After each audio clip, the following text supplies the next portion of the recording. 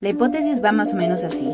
Detrás del conflicto en Bolivia existe un plan orquestado por Estados Unidos y otros poderosos aliados. ¿Por qué? Porque buscan el control de la enorme reserva de litio en el país, un elemento clave para el presente y el futuro tecnológico. Uno de los que alimentan esta idea es el mismo Evo Morales. ¿Cree entonces que fue un factor importante para lo que ocurrió? Así es. Ahora me doy cuenta que algunos países industrializados no quieren competencia. Entonces, ¿debemos culpar al litio de todo lo que ocurre en Bolivia?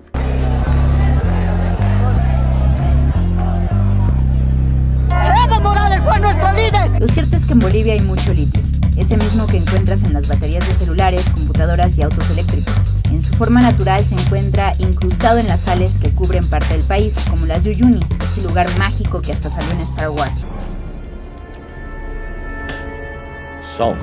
Estos paisajes blancos hacen a Bolivia uno de los países con más litio en el mundo. Estados Unidos estima que hay unas 9 millones de toneladas de recursos de litio en el país. El gobierno boliviano estima 21 millones. Pero estas reservas son reservas geológicas. Para hacer reservas probadas o económicamente rentables, se requiere la tecnología con la cual no la cuenta la empresa local y además los mercados de comercialización. Por esa razón, el camino del salar a las baterías ha sido complicado. El litio en este momento no se está explotando en escala industrial. Las características del salar de Uyuni que hacen que los procesos existentes en el mundo no sean exactamente aplicables a este salar.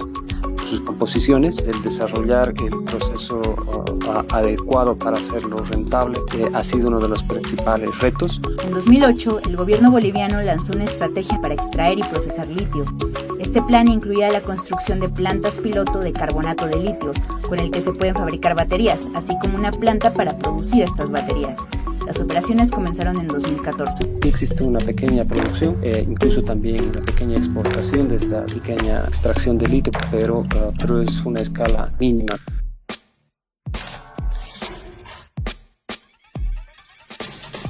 Con financiamiento del gobierno boliviano, la empresa china Lingyi Daqe construyó una planta piloto de baterías y la francesa ECM una de materiales catódicos, componentes de baterías. Pero bajo la filosofía del gobierno de Morales, las plantas serían propiedad del Estado, así como su producción. Nuestros trabajadores, expertos que han aprendido, siguen aprendiendo, van a seguir capacitándose en llegar el primer producto del carbonato de litio.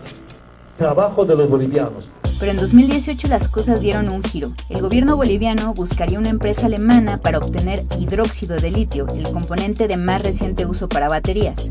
Sería un joint venture o empresa mixta entre el estatal Yacimientos de Litio Bolivianos y LB y ASI Systems. La primera tendría 51% de participación y la segunda 49%.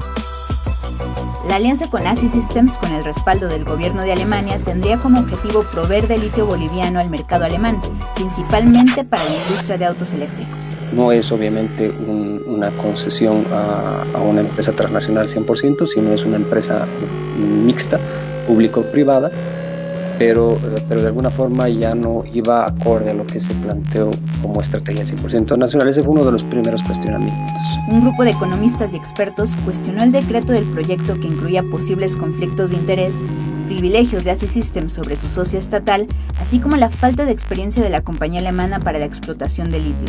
Ante los cuestionamientos, esto dijo el director de la empresa durante una entrevista. El proyecto cuenta con el respaldo de una sólida red de expertos internos y externos, empresas e instituciones.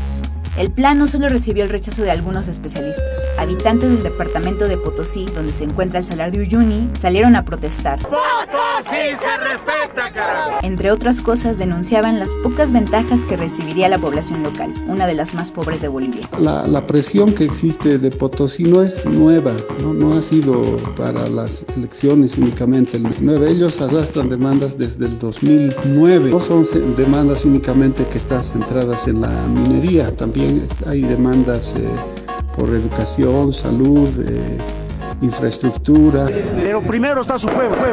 Marco Pumari, líder del Comité Cívico Potosino, lideró estas protestas. Más tarde se convirtió en una de las principales voces que exigían la renuncia del ahora expresidente. Es un decreto vendepatria, un decreto entreguista. Por eso Potosí se levantó y empezó a reclamar y pedir su abrogación. Las protestas contra el proyecto de ASI Systems cobraron fuerza durante la contienda electoral presidencial. En medio de la disputa por los resultados y acusaciones de fraude, el 3 de noviembre, 2 semanas después de la elección, el gobierno de Evo Morales derogó el decreto de la alianza con la empresa alemana. Socios, bienvenidos. Los sectores igual movilizados que estaban criticando el fraude ya no solamente se conformaban con convocatoria de nuevas elecciones, sino que empezaron a plantear la renuncia de Evo Morales. Entonces es en este momento exacto, en ese día, que surge la definición del gobierno de Evo Morales de derogar el decreto supremo de creación de esta empresa mixta. Un nuevo decreto que invalida el proyecto indica que es necesario ajustar las políticas de industrialización para lograr condiciones óptimas. Las razones hasta donde hemos podido indagar para hacerlo es como una medida para poder aplacar o disminuir la movilización del departamento de Potosí. Obviamente no surtió efecto. Unos días después de la anulación del decreto y la crisis postelectoral, Evo Morales renuncia y busca el exilio en México. Esta anulación no fue suficiente. El pueblo boliviano ya tenía la experiencia de varios compromisos incumplidos. En el comunicado más reciente de ASI Systems, la empresa dice estar sorprendida por la decisión de suspender el proyecto y que hasta ese momento no había sido notificada de esta decisión, por lo que esta sigue con su plan. AJ Plus Español buscó a la empresa pero no obtuvo respuesta. El nuevo gobierno interino tampoco se ha pronunciado sobre el proyecto. A pro-Cuba regime headed by Evo Morales who sought to maintain his grip on power through electoral fraud. Sí, el gobierno de Trump no tiene a Morales en la mejor estima, pero la hipótesis de que haya orquestado un golpe de Estado para quedarse con el litio de Bolivia se basa más en conjeturas que en evidencia. No creo que en esta ocasión haya habido la injerencia directa de los Estados Unidos por aspectos técnicos. No se puede hablar todavía de la explotación del litio para las baterías. No es de esperarse que inmediatamente se iba a producir el litio. Por otro lado, el temor de que los recursos de Bolivia queden en manos de un grupo de empresas extranjeras no es infundado. Tenemos una historia, si se quiere, de saqueo. En muchos países, muchas empresas se hacen ricos y acá en Bolivia no queda nada. La incertidumbre impera en Bolivia. Lo único certero es que la demanda de litio sigue en ascenso y se espera que triplique para el 2025.